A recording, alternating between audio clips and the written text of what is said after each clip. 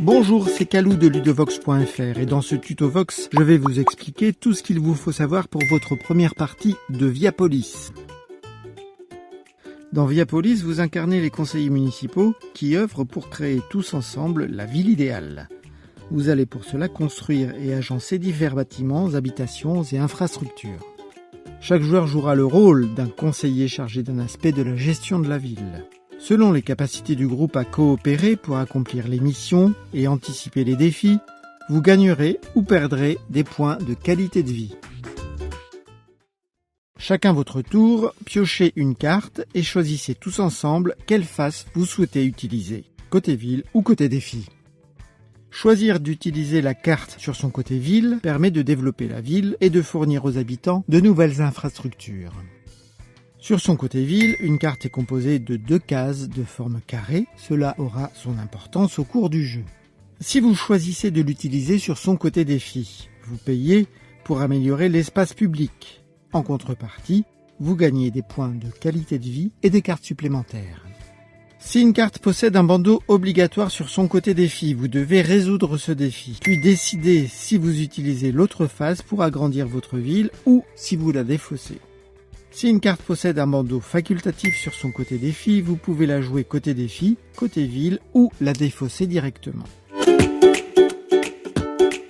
Dans Viapolis, les 64 premières cartes sont numérotées, ce qui permet une installation de jeu facilitée grâce à certaines cartes noires tutoriels. En suivant les étapes une à une, vous apprendrez les règles tout en installant le jeu. Dans cette vidéo, nous allons vous présenter les règles de mise en place sans tutoriel. Il n'est donc pas nécessaire de classer les cartes dans l'ordre, ni d'utiliser les cartes noires, sauf si vous souhaitez suivre le tutoriel en parallèle. Placez tout d'abord la carte 2 comportant la mairie au centre de la table. Disposez ensuite les 4 cartes de départ restantes pour commencer à former votre ville. Vous pouvez les placer où vous voulez, dans n'importe quel sens, mais assurez-vous que chacune soit connectée à la mairie par une route. Vous allez maintenant pouvoir mettre en place les zones de jeu. Qualité de vie, budget, partage de l'espace public, transport et accessibilité, ville verte et durable, projet d'avenir et vivre ensemble. Répartissez les rôles des 6 conseillers, chacun gérera les cartes de sa zone de jeu en se référant à la carte de mise en place. Mélangez les cartes restantes, prenez-en 20 si vous suivez le tutoriel, ou 25 pour une partie sans tutoriel, afin de constituer la pioche de la partie. Écartez les autres cartes qui ne serviront pas lors de cette partie. Voyons dans le détail la mise en place des différentes zones. La qualité de vie. Posez la carte 11, la jauge, sur la table, puis placez par-dessus la carte 10, le curseur, pour indiquer le chiffre 4. C'est votre score de qualité de vie en début de partie. Le rôle du conseiller qualité de vie est d'ajuster la jauge lorsque vous perdrez ou gagnerez des points. En fin de partie, évaluez la qualité de vie de votre ville grâce au dos de cette carte. Le budget. Le conseiller au budget prend les 8 cartes billets et les place à gauche du dos de la carte budget. Lorsque le conseil dépense un crédit, le conseiller au budget doit prendre un billet à gauche et le retourner sur sa face claire à droite. Lorsque le conseil gagne un crédit, il doit prendre un billet à droite et le retourner sur sa face foncée à gauche. À tout moment, il est possible de recharger toute la pile de billets contre 2 points de qualité de vie, même au milieu d'une dépense. Le partage de l'espace public. Assurer l'équilibre entre tous les usagers de la ville et la responsabilité du conseiller partage de l'espace public. Il place la carte 24 horizontalement devant lui.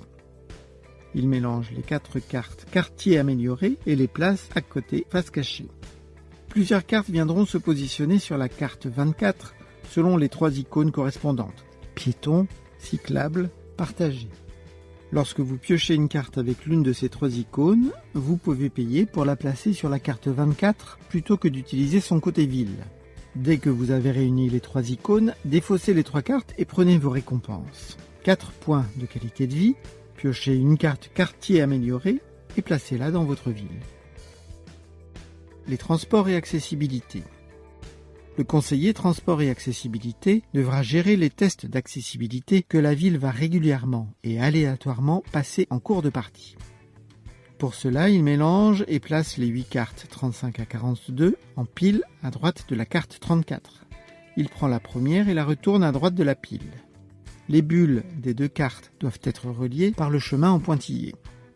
Cette double carte indique la consigne du prochain test. Vous ne le passez pas tout de suite, mais plus tard, lorsque vous tomberez sur une carte défi qui vous demandera d'effectuer un test d'accessibilité. Il faudra alors calculer la distance entre les habitants et les bâtiments indiqués par le test. Pour cela, pour chaque habitation de la couleur demandée, cherchez le plus proche bâtiment du type demandé par le test et comptez les cases qui les séparent. Si les 2 bâtiments sont à une distance de 5 cases ou moins l'un de l'autre, on considère que l'habitation est valide pour le test. Ici, nous avons 4 habitations valides pour le test. Ceci permettra donc de gagner la récompense maximale lors du test d'accessibilité. Rappel, une carte ville est composée de 2 cases carrées. Les tests sont tous obligatoires, alors préparez-vous au mieux pour éviter les sanctions. Heureusement, si le test ne vous arrange pas et que vous souhaitez en passer un autre, vous pouvez dépenser un crédit et changer de carte. Vous pouvez répéter ça autant de fois que vous le souhaitez, en payant un crédit à chaque fois que vous changez de carte. Une fois le test effectué, prenez une carte de la pile de gauche et retournez-la sur la pile de droite. Cela montre le prochain test d'accessibilité que vous devrez passer. Lorsque la pile de gauche est vide, mélangez les 8 cartes pour la reformer. Ville verte et durable. Sur certaines cartes se trouve l'icône urbanisation. Elle représente la pollution, le béton, les routes, les constructions. Pour équilibrer cela, il est important de construire également des espaces verts. C'est le rôle du conseiller Ville verte et durable. Il pose les cartes 49 et 50 côte à côte devant lui. Ce tableau à double entrée sera consulté à chaque fois que vous jouerez une carte avec une icône urbanisation. Comptez le nombre de ces icônes dans votre ville et le nombre de parcs. Regardez l'intersection de la ligne et de la colonne et appliquez le résultat. Vous pouvez perdre des cartes, ce qui est pénalisant car cela accélère la fin du jeu, ou gagner des points de qualité de vie. Projet d'avenir et vivre ensemble. Le conseiller projet d'avenir et vivre ensemble pose devant lui la carte 52. Il mélange les cartes 53 à 62, en pioche 4 et les place à côté de cette carte côte à côte face visible. Les autres cartes sont écartées, elles ne seront pas utilisées pour cette partie. Construire un projet d'avenir et vivre ensemble demande d'avoir 2 cartes spécifiques adjacentes sur le plateau.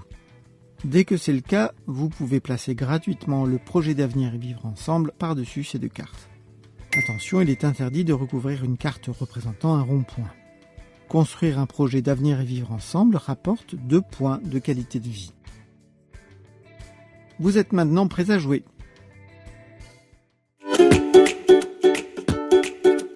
À son tour de jeu, chaque joueur pioche une carte et le conseil discute tous ensemble de son utilisation, côté défi ou côté ville.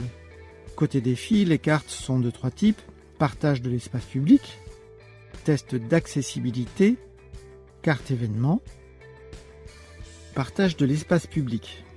Si la carte est utilisée de ce côté, elle ne pourra pas être posée côté ville. Les tests d'accessibilité, effectuer un test est obligatoire avant d'utiliser éventuellement son côté ville. Carte événement, vous pouvez ignorer le côté facultatif de l'événement et jouer la carte directement côté ville, ou bien la défausser. Côté ville, posez la carte pour agrandir la ville ou bien défaussez-la. Si vous posez la carte, dépensez ou gagnez les crédits indiqués et faites attention aux icônes urbanisation. Dès que la dernière carte de la pioche est jouée, c'est la fin de la partie. Regardez votre score de qualité de vie au dos de la carte numéro 9 pour connaître votre résultat. Voici un résumé de tous les points importants abordés dans la vidéo pour éviter les erreurs de jeu. N'hésitez pas à mettre en pause afin d'avoir le temps de tout lire.